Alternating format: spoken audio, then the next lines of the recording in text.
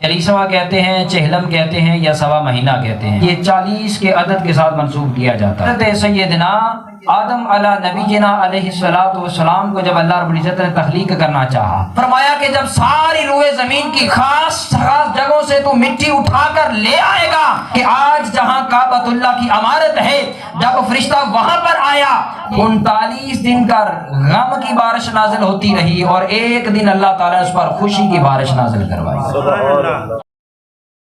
या 40वां का ख़त्म है।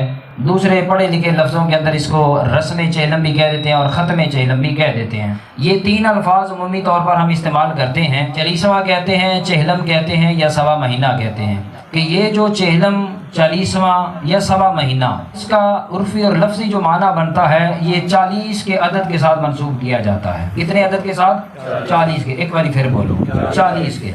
40वां भी 40 से बना है, 6 भी 40 से बना है और सवा महीना उसका भी आप माना समझते हैं। ये 40 का जो फिगर है तो में तमाम कहते हैं। अदद तमाम शरीयत इस्लामिया में और तारीख़ इंसानी में अगर आप देखें तो 40 का जो फिगर है इसकी बड़ी खास अहमियत है। 40 के अदद की मिसाल के तौर पर सबसे पहली बात मैं करना चाहूँगा कि मेरे और आपके वालिद हज़रत सैयदना आदम अला नबीना अलैहिस्सलातु वस्सलाम को जब अल्लाह रब्बुल इज्जत ने तख्लीक करना चाहा, हज़रत आदम अलैहिस्सलाम को जब अल्लाह रब्बुल इज्जत ने पैदा करना चाहा तो सबसे पहले अल्लाह रब्बुल इज्जत ने अपने मुक़र्रब फरिश्ते को हुक्म दिया कि मैं ये चाहता हूँ कि ये जो ज़मीन मैंने बनाई है, ज़मीन जो तख्लीक की है, इस ज़मीन को बनाने का, इसको पैदा करने का जो मकसद ख़ास है उस मकसद को पूरा किया जाए। फरिश्ते ने अर्ज़ की कि बारी ताला मेरे लिए हुक्म क्या है? तो रब्बे कायनात ने फरमाया कि वो जमीन, वो धरती कि जिसको अरबी में अर्द कहते हैं, इंग्लिश में अर्थ कहते हैं, उर्दू में जमीन कहते हैं,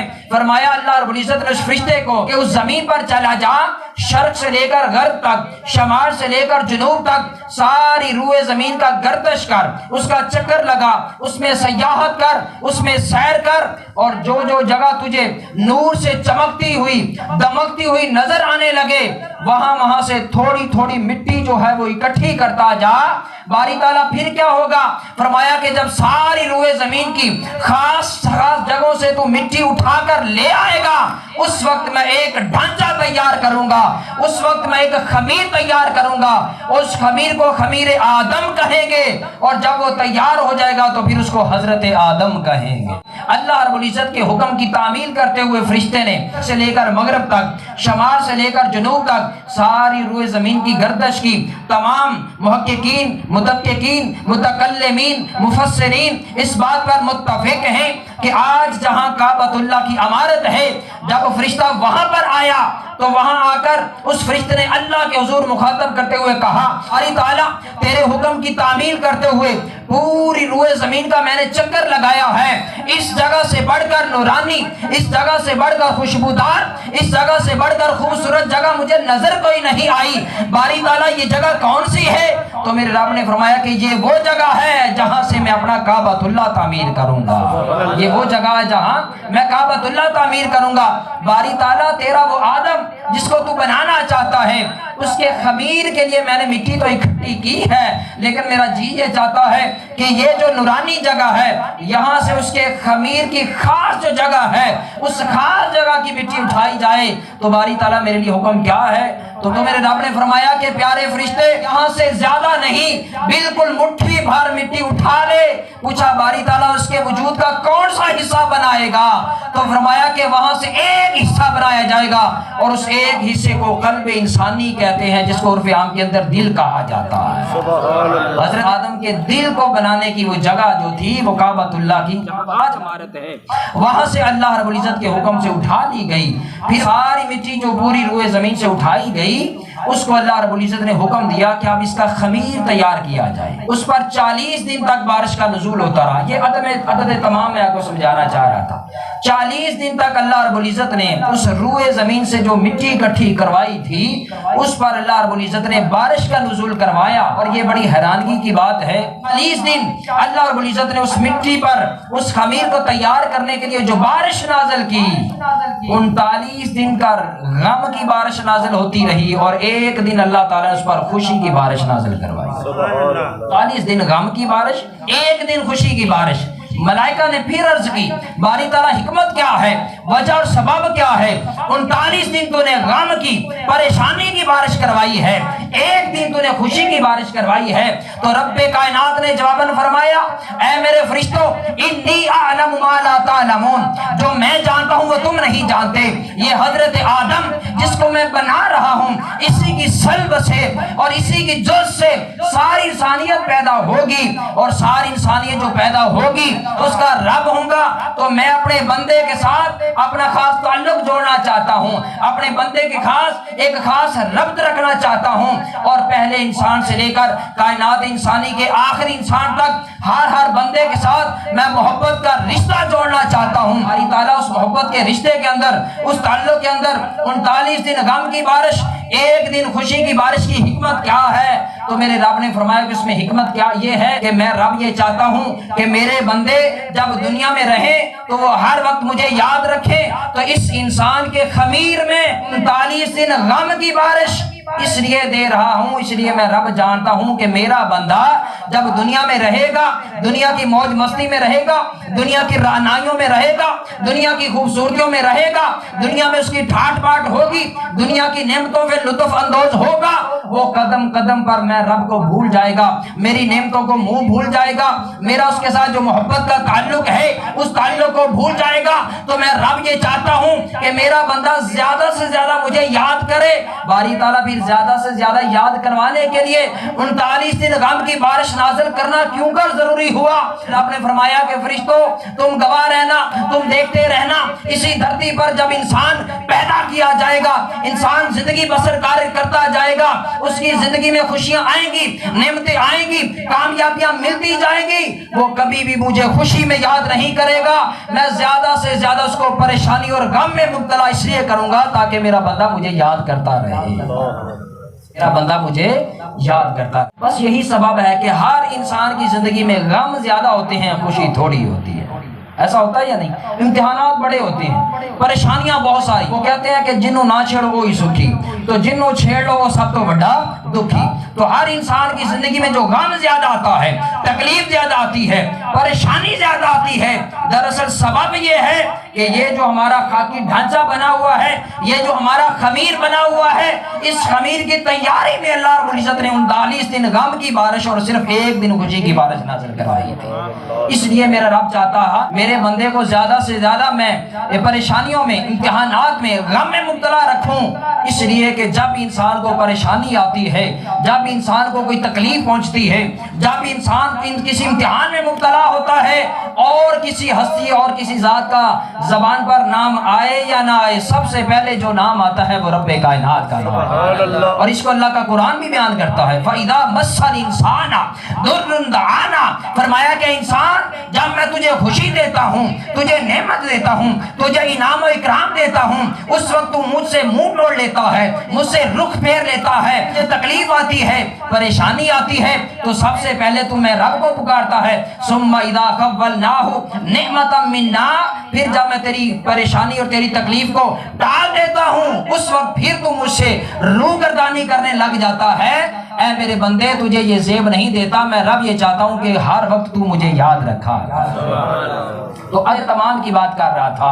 پھر اللہ رب العزت نے بہت سارے انبیاء علیہ السلام، ان کی زندگی آپ پڑھ کر دیکھ لیں تو انہوں نے بھی اپنی زندگی میں 40 سال کی عمر کے اندر اعلان نبوت فرمایا ہے۔ 40 سال کی عمر میں اعلان نبوت، حضرت موسیٰ ہوں، حضرت عیسیٰ ہوں، حضرت ہارون ہوں، حضرت شعیب ہوں، حضرت لوط ہوں، حتیٰ کہ امام الانبیاء حضور تاجدار کائنات صلی اللہ علیہ وسلم، آپ سیرت کی کتابیں پڑھ کر دیکھیں تو خود حضور نے بھی اپنا اعلان نبوت جو ہے وہ اپنی حیات مبارکہ کے 40ویں سال میں کیا ہے۔ جب آپ کی عمر مبارک 40 سال ہو گئی تب آپ نے جا کر اعلان نبوت فرمایا، حالانکہ نبی تو آپ بہت پہلے تھے، اس وقت سے نبی ہیں جب حضرت آدم کا خمیر ابر پانی اور مٹی کے درمیان میں تھا۔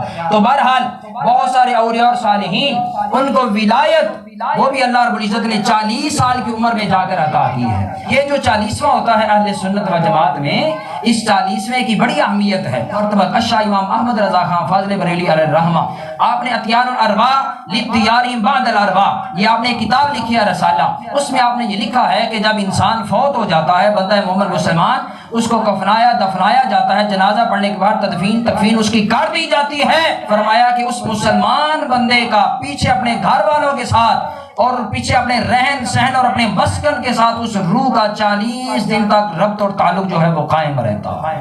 40 دن تک اس کا ربط اور تعلق جو ہے وہ قائم رہتا ہے۔ اس پر آپ نے پورا رسالہ لکھا ہے، پوری اس میں تفصیلات آتی ہیں۔ شرح الصدور کے اندر امام جلال الدین سیوطی رحمۃ اللہ تعالی علیہ نے بیان کیا، آپ نے فرمایا کہ امیر المومنین خلیفہ دوم حضرت عمر فاروق جب دنیا سے رحلت کرتے ہیں اور آپ کے جو ہم عصر تھے، ہم زمانہ تھے، ہم مجلس تھے، 39 دن تک آپ کسی کے خواب میں نہیں آئے۔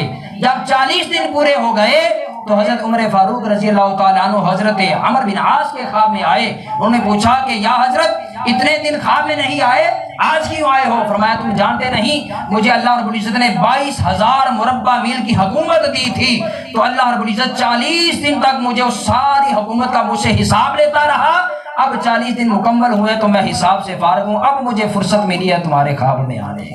بہرحال اس پر اور بھی بہت سارا کلام کیا جا سکتا ہے اختصار کے پیش نظر۔ یہ جو 40 کا عدد ہوتا ہے اسلام کے اندر اس کی بڑی ویلیو ہے، بڑی اہمیت ہے۔ حاضرین محتشم، موت ہی ہے کہ جس موت کے وار سے، جس موت کے سبب اور ذریعہ سے ایک بندہ مومن کو، ایک عاشق رسول کو، ایک غلام رسول کو قبر کے اندر میرے محبوب نبی صلی اللہ علیہ وسلم کی زیارت ہوتی ہے اور حضور کی پہچان نصیب ہوتی ہے۔ اس پر میں ایک بات عرض کرنا چاہتا ہوں، شہزاد بھائی نے اپنی والدہ ماجدہ کے سال ثواب کے لیے جو اہتمام کیا ہے، یہ بات ذہن میں رکھ لیں، دین اسلام میں اس سال ثواب کا اپنے فوت شدگان کے لیے اہتمام کرنا، یہ بھی بذات خود ان کی خدمت کے زمرے میں آتا ہے، بذات خود ان کی خدمت کے زمرے میں آتا ہے۔ سے اعلیٰ درجے کی کتاب صحیح بخاری جلد نمبر 1 ہے، بن عباس رضی اللہ عنہ اس کے راوی ہیں حضرت سعد بن عبادہ رضی اللہ تعالیٰ عنہ، بڑی مشہور و معروف حدیث ہے۔ ان کی والدہ ماجدہ کا جب دنیا سے ان کی رحلت ہوئی، بارگاہ رسالت میں آ کر عرض کرنے لگی یا رسول اللہ صلی اللہ علیہ وسلم میں اپنی ماں کی بڑی خدمت کیا کرتا تھا، وہ دنیا سے رحلت کر گئی ہیں کہ اب بھی کوئی ایسا طریقہ ہے کہ جس کے سبب میں ان کی خدمت کر سکوں تو میری ماں مجھ سے راضی ہو جائے بعد از وصال؟ تو اللہ کے محبوب نبی صلی اللہ علیہ وسلم نے فرمایا ہاں اب بھی طریقہ ہے یا رسول اللہ، کیا ہے؟ ان کے لیے کوئی صدقہ کر، کوئی خیرات کر، کوئی غلام آزاد کر، جو بھی نیکی کرے گا وہ نیکی کا ثواب تیری ماں کی روح کو پہنچایا جائے گا اور اسی زمرے میں شمار ہو جائے گا جیسے تو زندگی میں اس کی خدمت کیا کرتا تھا۔ اس زمرے میں پھر اگر کہا جائے تو آج یہ سال ثواب کا جو اہتمام ہے یہ بعین ہی اسی طرح ہے جس طرح یہ ان کی زندگی میں ان کی خدمت کیا کرتے تھے۔ ایک کافر شخص ہے، اس کا نام ہے عاص بن وائل۔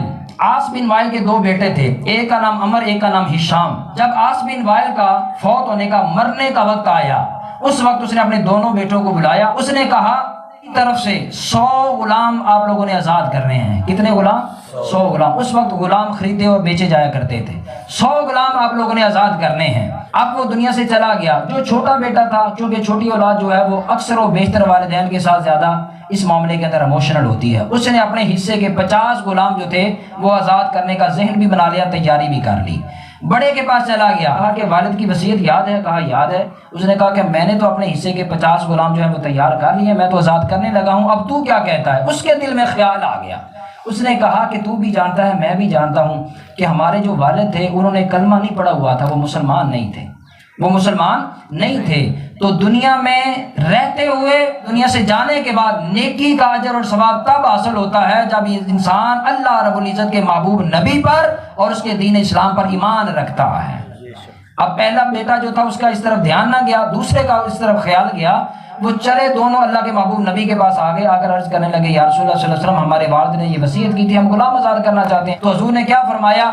سنن ابی داؤد کتاب الوصایا کی یہ متفق علیہ حدیث ہے بات۔ حضور نے فرمایا فاعتقدتم او تصدقتم او حججتم بلغه انه ذلك لو كان مسلما وفي روایت الاخرى لو كان مؤمنا۔ حضور نے فرمایا تم لوگ اس کی طرف سے صدقہ کرو، غلام آزاد کرو یا حج کرو یا خیرات کرو، اس کا اجر اور ثواب اس کو پہنچتا لو کانا مسلما، اگر وہ مسلمان ہو کر مرا ہوتا۔ اور دوسری روایت میں ہوتا ہے لو کانا مومنا، اگر وہ مومن ہو کے مرا ہوتا، دنیا سے گیا ہوتا، پھر اس کو فائدہ ہونا تھا۔ چونکہ وہ مسلمان نہیں مرا اس لیے تم اس کو غلام آزاد بھی کرو گے تو اس کو فائدہ آنے والا نہیں ہے۔ یہ اس لیے میں نے بات سنائی، اس پر بھی ہمارا الحمدللہ جتنا اللہ کا شکر ادا کریں اتنا ہی کم ہے۔ ہمارا یہ اعزاز ہے، ہمارا یہ فخر ہے کہ مومن مسلمان جب دنیا سے جاتا ہے اس کے ورثاء اس کے سال سوال کے لیے جو اہتمام کرتے ہیں، یہ اللہ کے نبی کے دین کی برکت ہے کہ مرنے کے بعد بھی اس کا فائدہ حاصل ہوتا ہے، اس کے فائدہ حاصل ہے۔